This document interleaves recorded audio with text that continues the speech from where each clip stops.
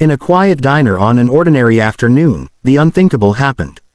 A group of bullies turned their cruelty toward a young disabled girl, humiliating her in front of everyone.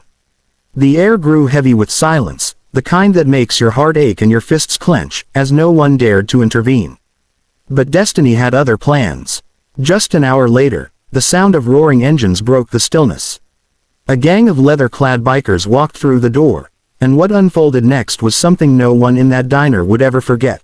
The diner was unusually quiet that afternoon, the kind of quiet that makes every clink of a spoon against a coffee mug sound louder than it should.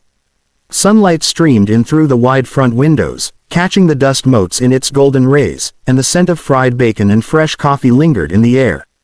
People sat scattered across booths and stools, lost in their own thoughts, their own meals, and their own silences.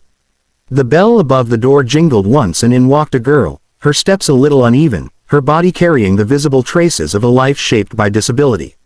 She moved carefully, cautiously, like someone used to being stared at but never quite comfortable with it. Her eyes were soft, and her presence was gentle, almost fragile, yet it carried a quiet strength that went unnoticed by most of the world. She chose a seat in the corner, far from the noise, far from the spotlight, as though she knew too well that attention often came with cruelty. For a while, no one paid her much mind. A waitress came by with a smile, setting down a glass of water and taking her order. The girl's face lit up with gratitude, her hands fumbling slightly as she tried to hand over the menu. Across the room, though, a group of young men had noticed her. They sat together in a booth, loud enough to disturb the calm, their laughter sharp and hollow.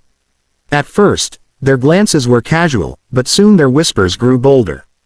They exchanged smirks, nudging each other, their eyes locked on her like predators circling prey. The first cruel remark floated through the air, low enough to be disguised as a joke among themselves but loud enough for the girl to hear. She shifted uncomfortably in her seat, lowering her gaze, willing herself to disappear. But instead of stopping, the bullies fed on her discomfort. Their laughter grew louder, their words sharper, and soon every insult was aimed directly at her. Some people in the diner heard it too, their expressions tightening, their eyes flickering with unease, but none of them moved. The atmosphere changed, thickened with a sense of shame that no one dared to challenge. The bullies got up, approaching her booth with the swagger of men who thought they owned the world. One of them leaned over her table, pretending to examine her plate. His tone dripped with mockery as he asked if she needed help eating her food, drawing more laughter from his friends. She froze, her knuckles tightening against the table edge, but she said nothing. Silence, she had learned, was sometimes the safest answer. But bullies don't feed on silence, they feed on fear. Her quiet only made them push further.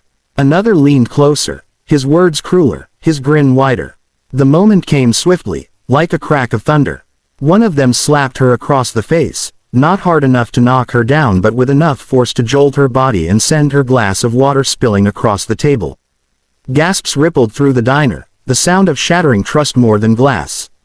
The girl's eyes welled with tears. She tried desperately to blink away. She wanted to be strong, to hold her head high, but humiliation is heavy, and in that moment it pressed down on her like a mountain. Around the room, people shifted in their seats, their shame growing heavier. A man at the counter looked away, staring hard at his coffee as though it held the answers he couldn't give. A mother pulled her child closer, whispering something about ignoring trouble. The waitress froze, torn between the urge to help and the fear of escalating the situation. Everyone felt the injustice, everyone knew it was wrong, yet no one stepped forward. The silence of the bystanders was as loud as the laughter of the bullies. The girl raised her trembling hands, trying to wipe away her tears quickly, as if hiding her pain would make it less real. She wanted the floor to swallow her whole, wanted the moment to end, but the bullies were far from done. They mocked her tears, imitated the way she walked, twisted their faces into grotesque caricatures of her disability. Each act was another cut, each laugh another wound. And yet, she sat there, shoulders tight, jaw clenched, refusing to break before them. She had endured worse in her life, though that truth didn't make this moment any easier. Time stretched painfully in the diner. Seconds felt like hours. The bullies, proud of themselves, strutted back to their booth, slapping each other on the back as though they had achieved something worthy. The girl sat in silence, her food untouched, her heart pounding. She could feel the weight of every eye that dared to glance her way, not with compassion but with the shame of knowing they had done nothing. In that corner booth, she wasn't just a disabled girl who had been bullied, she was a mirror reflecting the cowardice of everyone around her. Her cheek still stung from the slap, the echo of it ringing in her ears louder than the clinking dishes and murmurs around her. She wanted to leave, but her legs felt like lead. She wanted to vanish, but her dignity, fragile as it was, told her to stay seated, to hold her ground in whatever small way she could. Quiet. The diner had fallen into an uncomfortable rhythm after the bullies returned to their booth.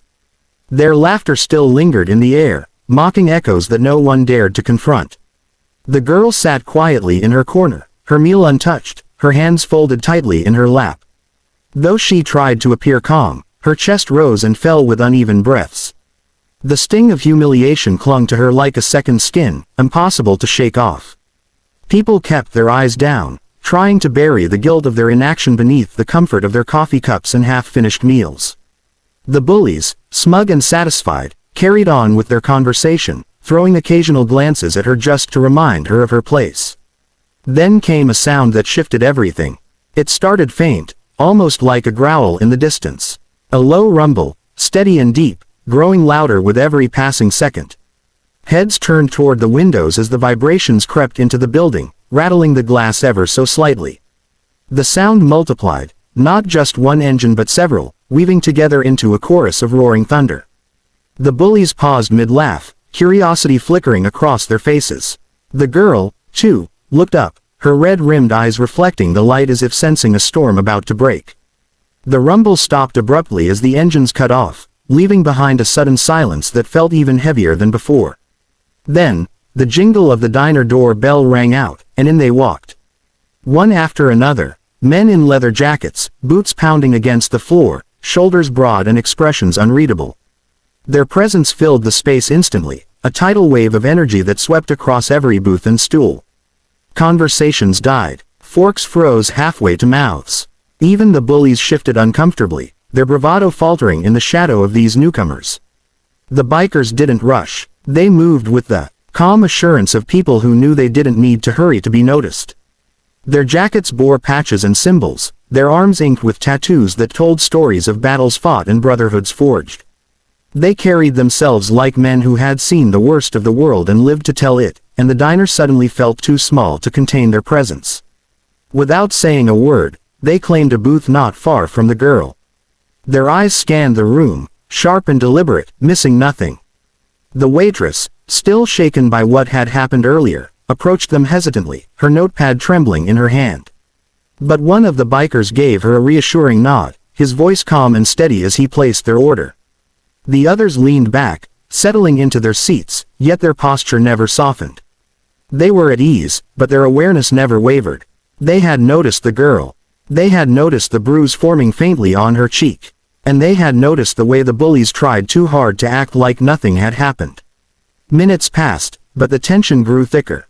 The bullies whispered among themselves, trying to laugh it off, but their voices were quieter now, stripped of their earlier arrogance. They could feel the bikers' presence pressing against them, unspoken but undeniable. Finally, one of the bikers stood. He was tall, with a beard that framed a face weathered by time and experience.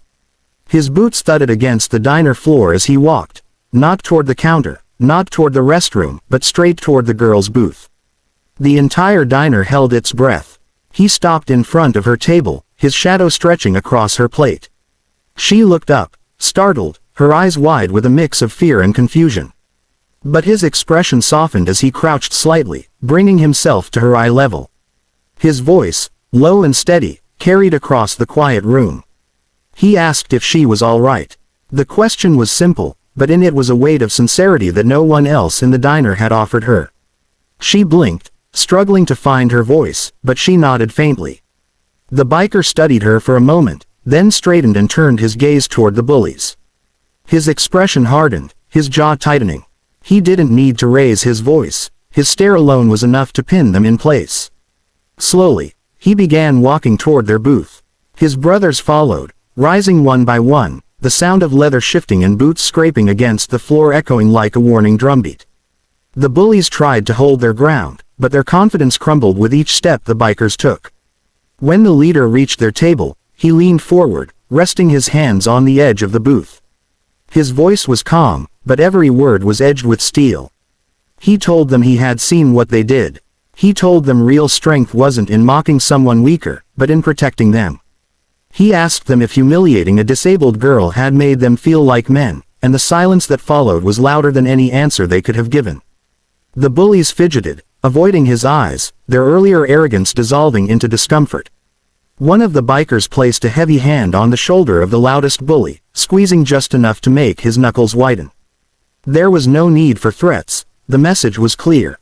They had crossed a line, and now they were standing in the shadow of men who lived by a code the bullies could never understand. The leader leaned in closer, his voice dropping to a growl, and told them they would apologize. Not later. Not tomorrow. Now. The bullies hesitated, their pride warring with their fear. But the weight of the biker's presence was crushing, undeniable. Finally, the one who had slapped the girl stood shakily, his voice faltering as he muttered an apology. It was weak, half-hearted, but the leader's glare sharpened, and the boy tried again, louder this time, his words trembling but sincere. The others followed, mumbling their own apologies, their faces red with shame. The girl sat frozen, her eyes wide as the moment unfolded. She had never expected justice, never expected anyone to stand for her, and now here it was, delivered not by the people who had watched silently but by strangers who had walked in at just the right time. One of the bikers turned to her, his voice softening again, and told her she had nothing to be ashamed of, that the strength she had shown by enduring was greater than the cruelty she had faced. Her lips trembled as she whispered a thank you, her voice barely audible. The bikers returned to their booth, their presence still commanding, but now the room felt lighter.